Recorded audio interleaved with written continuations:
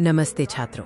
आज अनदेखी प्रयोगशाला में हम कक्षा 10 विज्ञान के एक बहुत ही महत्वपूर्ण विषय धातुओं की क्रियाशीलता श्रृंखला रिएक्टिविटी सीरीज ऑफ मेटल्स का प्रयोग करेंगे। हम विस्थापन अभिक्रियाओं डिस्प्लेसमेंट रिएक्शंस की मदद से ये समझेंगे कि कौन सी धातुएं अधिक क्रियाशील हैं और कौन सी कम।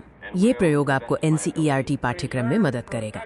धातुओं की क्रियाशीलता श्रृंखला वो सूची है जिसमें धातुओं को उनकी क्रियाशीलता रिएक्टिविटी के घटते क्रम में व्यवस्थित किया जाता है। आइए इसे प्रयोग करके समझते हैं। प्रयोगशाला में सुरक्षा सबसे पहले है। सुनिश्चित करें कि आपने लैब कोट, चश्मा और दस्ताने पहने हों। प्रयोग शिक्षक की निगरानी में ही करें। Safety first, lab coat, goggles, gloves, perform under supervision. प्रयोग शुरू करने से पहले हम अपनी आवश्यक सामग्री व्यवस्थित कर लेते हैं। हमने 4 अलग अलग धातुओं और उनके लवणों सॉल्ट सॉल्यूशंस को तैयार रखा है।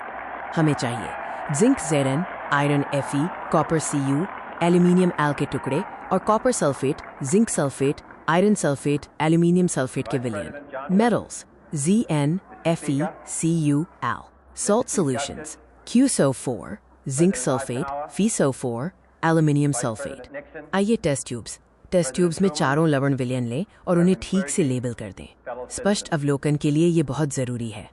हम सबसे पहले जिंक, Zn और आयरन Fe के टुकड़ों को अलग अलग टेस्ट ट्यूब्स में डालकर उनकी क्रियाशीलता जांचेंगे। जब हम जिंक Zn को कॉपर सल्फेट QSO4 के नीले विलयन में डालते हैं तो रंग गायब होने लगता है क्योंकि जिंक ने कॉपर को विस्थापित कर दिया। वहीं जिंक सल्फेट में कोई प्रतिक्रिया नहीं होती है। अब आयरन Fe के कील को कॉपर सल्फेट के नीले विलयन में डालते हैं। कुछ देर बाद नीला रंग हल्का होकर हरा हो जाता है और कील पर भूरी परत जम जाती है, मतलब आयरन ने भी कॉपर को विस्थापित किया। अब हम कम क्रियाशील माने जाने वाले कॉपर Cu और अधिक क्रियाशील एल्यूमिनियम एल के साथ यही प्रक्रिया दोहराएंगे। जब कॉपर Cu को चारों लवण विलयनों zinc sulphate, FeSO4, Al2, SO4, QSO4 खुद के विलयन में डाला जाता है तो कोई प्रतिक्रिया नहीं होती। इससे पता चलता है कि कॉपर इन धातुओं से कम क्रियाशील है।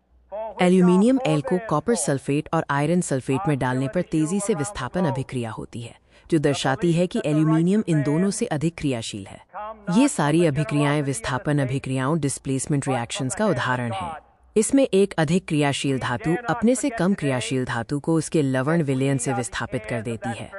हमने देखा कि Zn और Fe ने कॉपर 2 सल्फेट को विस्थापित किया। नीला रंग गायब। Fe ने जिंक सल्फेट को नहीं किया और Cu ने किसी को विस्थापित नहीं किया।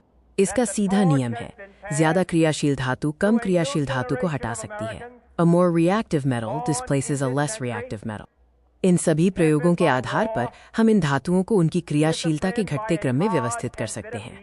हमारी प्रयोग की गई धातुओं की क्रियाशीलता श्रृंखला इस प्रकार है। एल्यूमिनियम सबसे ऊपर है, उसके बाद जिंक, फिर आयरन और कॉपर सबसे कम क्रियाशील है, Al, Zn, Fe, Cu।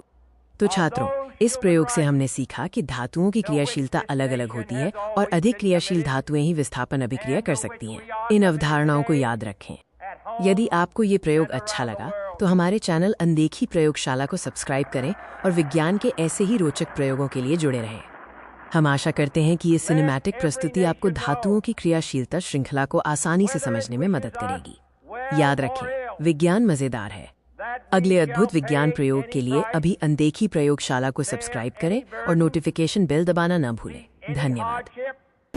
Welcome to our science channel.